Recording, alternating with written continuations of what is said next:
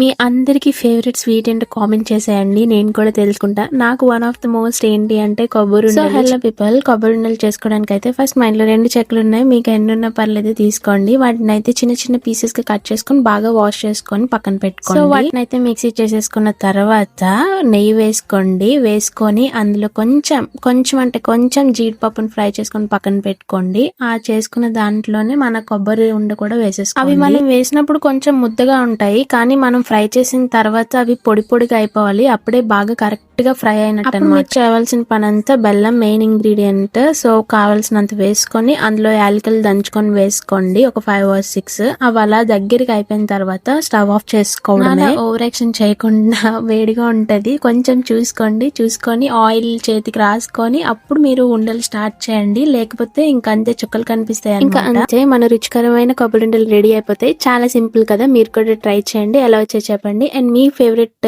Sweet ఏంటో comment చేయండి. ఓకేనా? బై.